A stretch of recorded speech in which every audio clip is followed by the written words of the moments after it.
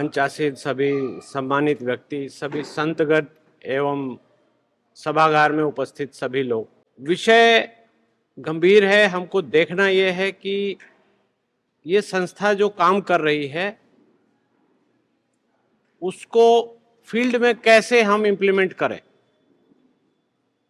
धर्म की जानकारी और धर्म का गौरव तो हमारे पास है ही, अब इसको हम कैसे आगे बढ़ाएं और कैसे क्रियाकलाप करें कि इस पर आक्रमण और न हो सके।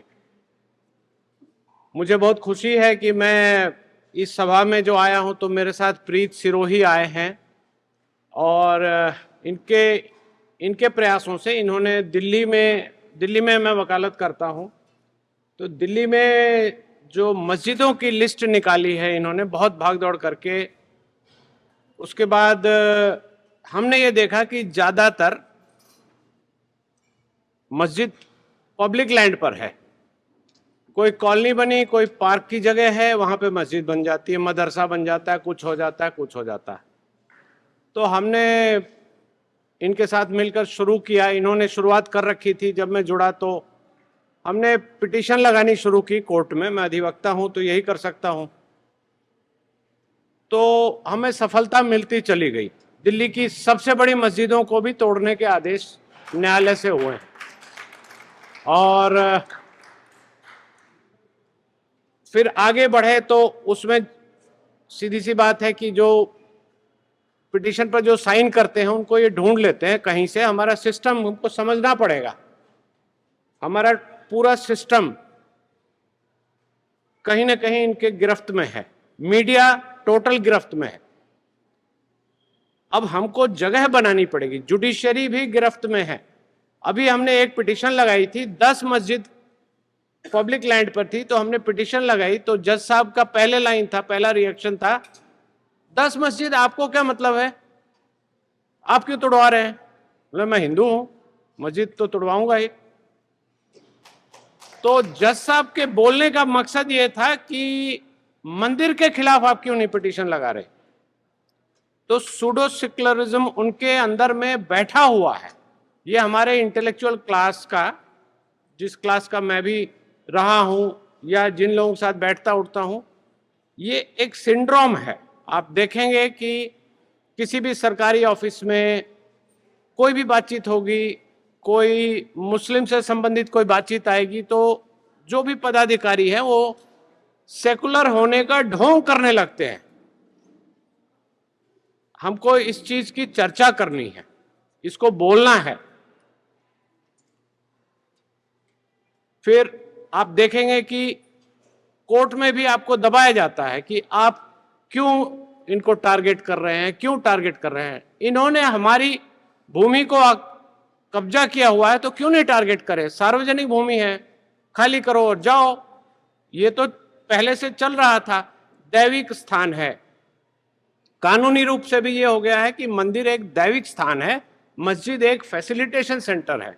आप कहीं और चले जाओ, शिफ्ट करा लो, इसमें आपकी वजह से किसी को परेशानी हो रही है या आप अपना वहां पर मस्जिद मदरसा बनाकर प्रचार प्रसार करने का टारगेट कर रहे हैं तो वो हम नहीं होने देंगे, क्योंकि हमारा धर्म कहता है सबे भूमि गोपाल की। सारी भूमि ब्रह्मांड में जो भी भूमि है वो गोपाल की है। तो आप ऐसे आदमी के लिए एक जगह बना रहे हैं जो जिसको कि आपका धर्म मानता है कि वो है ही नहीं, वो एग्जिस्टेंस में नहीं है।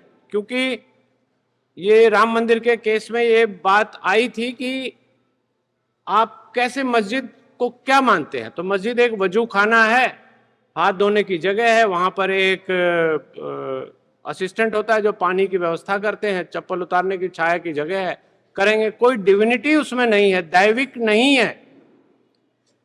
तो जब दैविक नहीं है तो आपका कोई अधिकार भी वहां नहीं है। मैं मूल बात बताऊं, जो मेरा अपना एक्सपीरियंस है कि ये पूरा सिंडिकेट एक साथ ऑपरेट करता है। आप लोगों ने, बहुत सारे लोगों ने मोहम्मद जुबैर नाम के एक पत्रकार, तथाकथित पत्रकार का नाम सुना होगा। हमारे एक कार्यकर्ता ने मोहम्मद जुबैर के किसी ट्विटर या सोशल मीडिया अकाउंट पर कुछ लिखा था तो मोहम्मद जुबैर के लोगों ने उसको ट्रोल करना शुरू किया। उसके बाद फिर रिपोर्टिंग हुई तो एक एफआईआर बनी। एफआईआर जब बनी तो उसकी सुनवाई में जज साहब जो जुबैर के खिलाफ एफआईआर है उसकी सुनवाई करते हुए कहते हैं, जो हमारे कार्यकर्ता का कमेंट था वो कहते हैं कि ये तो हेट स्पीच है, ही शुड अपोलोजाइज। हम कोर्ट के बाहर निकले हैं और ट्वीट आने शुरू हो गए हैं कि ही शुड अपोलोजाइज। आप इसको इतने हल्के में नहीं ले सकते। आप देखिए, ये वहां से बोला गया, जज साहब ने कमेंट किया और हम कोर्ट के बाहर जाकर गाड़ी में भी बैठ रहे हैं, तब तक न्यूज आनी शुरू हो गई। तो ये कितना तेजी से बंधा हुआ ये सब है। अभी अमिता जी ने बताया, सोशल मीडिया पे होता, हमारे साथ भी हुआ। प्रीत सिरोही बैठे हैं यहाँ पर, इनको टारगेट किया गया, इनको डेथ थ्रेट दिया गया, मार देंगे, काट देंगे, पता नहीं क्या क्या किया गया।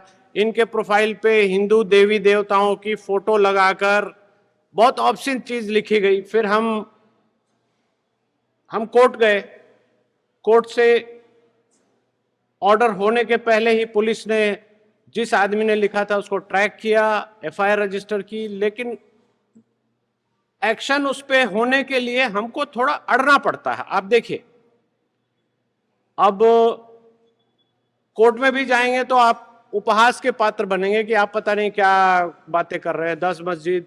उसके बाद हमने 10 मस्जिद वाला तो मसला चलता रहा।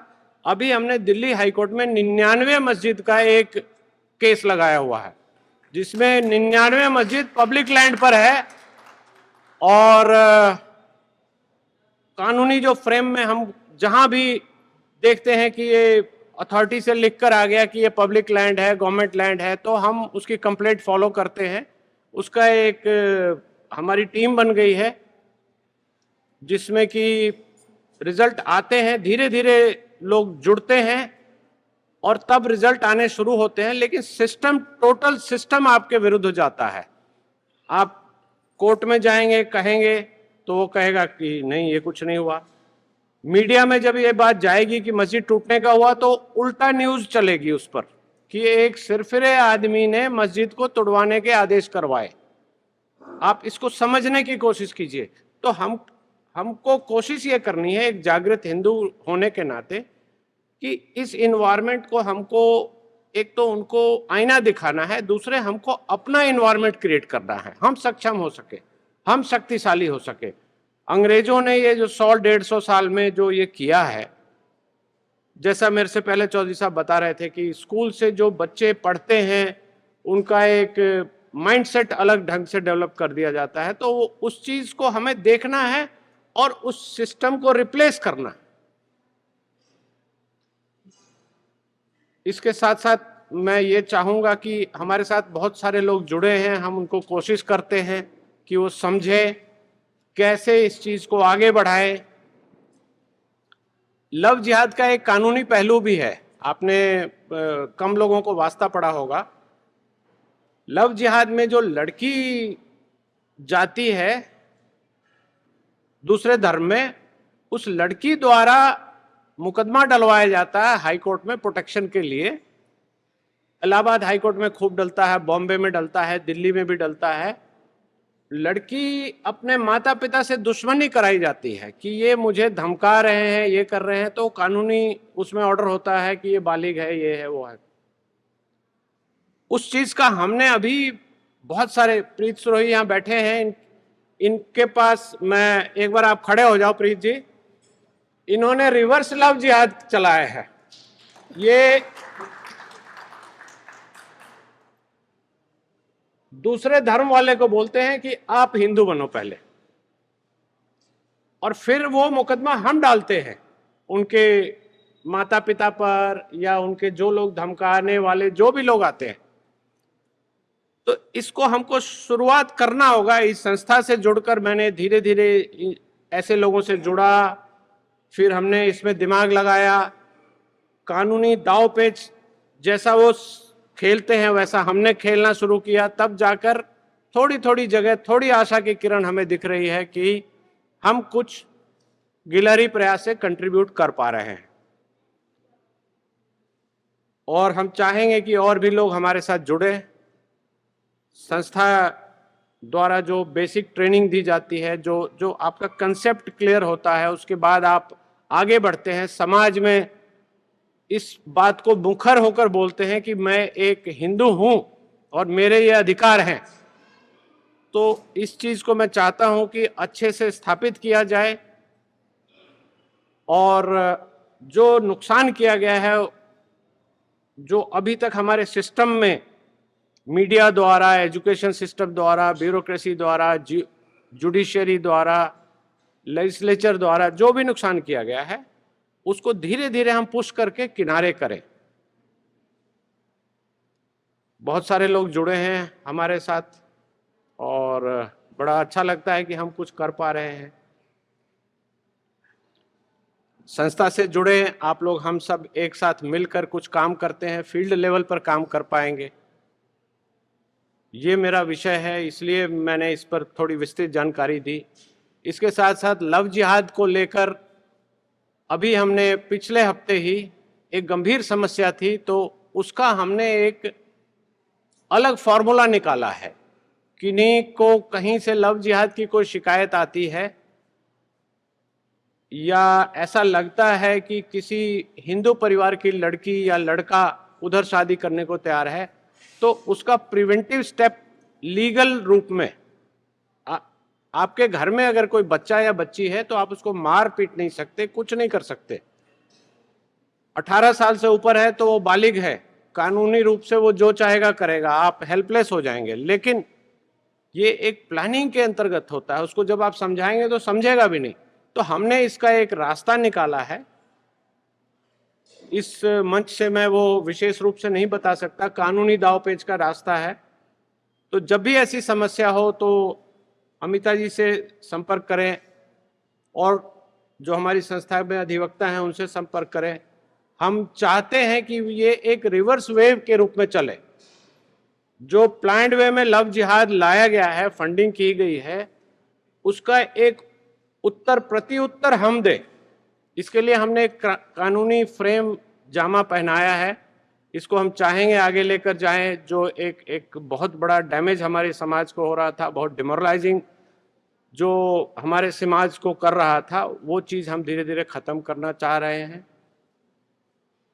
विषय और भी हैं, फिर कभी हम गहन चर्चा में उस पर चर्चा करेंगे, विस्तृत जानकारी देंगे। अभी के लिए मैं अपनी वाणी को यहीं विराम देता हूं। आप लोगों ने सुना, इसके लिए बहुत बहुत धन्यवाद।